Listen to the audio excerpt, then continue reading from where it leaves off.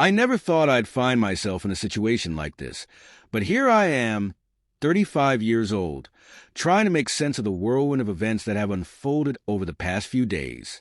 My life, once predictable and steady, unraveled in just a few hours, leaving me grappling with emotions I never expected to feel. As a pediatrician, my days are centered on caring for children and supporting their families. It's a demanding yet fulfilling career, one I've dedicated my life to. I met my girlfriend 3 years ago when she brought her younger sister in for a checkup. What should have been a routine appointment turned into a lively hour-long conversation. She had recently moved to Seattle and was trying to find her footing in a new city. We connected instantly, and for the first time in years, I felt a spark of hope about my love life. Before meeting her, I had resigned myself to the idea of being single. My friends had given up on setting me up with people, and I started to believe that a solitary life might be my fate. But she was different. Her energy, charm, and warmth drew people to her effortlessly, and I found myself falling deeply in love. At the time, she was finishing her MBA, a program that demanded her full attention and dedication. I admired her ambition and supported her as best I could. About a year ago, we decided to move in together. I felt confident in our relationship and excited about our future. Financial stability wasn't an issue thanks to my thriving practice, so I encouraged her to take her time finding the right job. I wanted her to focus on her career aspirations without the added stress of rent or bills. I believed we were building a life together, but there was one thing that always lingered in the back of my mind: her childhood friend Mark. Mark and she had grown up together in Portland and maintained a close bond. While I tried to be supportive of their friendship, something about it always felt off. He would visit every few months, and despite my efforts to connect with him, he maintained an unspoken wall between us. My girlfriend assured me he was just protective, but it often felt like he resented my presence in her life. Last Monday, everything changed. My girlfriend called me, her voice filled with excitement as she shared the news that she had finally landed a marketing job after months of interviews. I was thrilled for her and decided to surprise her with a celebratory evening. I left work early, picked up her favorite Thai food, bought a bottle of wine, and retrieved a silver bracelet I had been hiding for weeks, a piece she had admired at a local market, complete with an elephant charm she loved. When I arrived home, I entered quietly through the garage and heard her laughter coming from upstairs.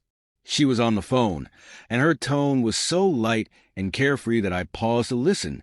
That's when I realized she was talking to Mark. At first, I smiled, thinking nothing of it, but then her words hit me like a punch to the stomach. She was mocking me, not playful teasing, but cruel, demeaning remarks. She compared me to her ex, fabricated humiliating stories, and called me cute but simple. It wasn't just hurtful, it was devastating. I quietly left the house, my heart pounding and my mind racing. I drove to a nearby park and sat in my car for hours. The food went cold.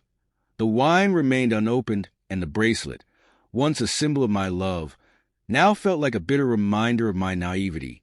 She texted me repeatedly, asking when I'd be home, but I couldn't bring myself to respond. In the days that followed, I struggled to process the betrayal. This was a woman I had envisioned a future with, someone I was planning to propose to, and yet she had ridiculed me behind my back to someone who clearly wanted more than friendship. My sister, Kate, urged me to confront her, reminding me that avoidance would only make things worse. I decided to take her to the small wine bar where we had our first date. It felt symbolic, a place where we had once shared hope and excitement about our future. She dressed beautifully for the evening, wearing the blue dress I had given her for her birthday, and spoke animatedly about our weekend plans. I barely registered her words, consumed by the memory of what I had overheard. Once we were seated, I laid my heart on the table. I told her how much she meant to me, how I had never felt this way about anyone before, and how I had even started looking at engagement rings. When I brought up the conversation with Mark, her demeanor shifted. She denied everything, claiming I must have misunderstood. Even when I told her I had overheard her exact words, she insisted it never happened. Finally, she admitted that Mark brought out a side of her that sometimes made her say things she didn't mean. "It's easier to laugh than to cry," she said, as though that justified her cruelty. That was my breaking point. I told her it was over and that she could return to Portland, to Mark or whoever else she preferred. Her tears quickly turned to anger, and she hurled hurtful words at me, accusing me of being a terrible boyfriend and claiming she never truly loved me. The evening ended with her packing her essentials, while my brother and his wife ensured things stayed civil. She left that night, but the drama didn't stop there. When I returned home from work the next day, I found my house in ruins. Furniture was destroyed, sinks were clogged, food was scattered everywhere, and my work SUV was vandalized. The police report offered little hope for justice, but at that point, I just wanted to move on. Friends told me I dodged a bullet, and deep down, I know they're right. But the pain of betrayal lingers. It's not just about the property damage or the humiliation. It's the realization that the person I trusted most had been living a double life. The moments I cherished now feel tainted, and I find myself questioning the authenticity of our entire relationship. In the aftermath, I've focused on rebuilding. I've started clearing out the house, removing anything that reminds me of her, and finding solace in the routines of my work.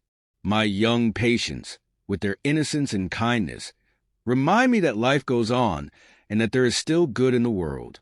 This experience has taught me valuable lessons about myself and what I want in a partner. I deserve someone who is genuine, someone who wouldn't tear me down behind my back. For now, I'm taking things one day at a time, focusing on healing and rediscovering myself. When I'm ready, I'll open my heart again, but I'll do so with the wisdom this painful chapter has given me. Thanks for watching.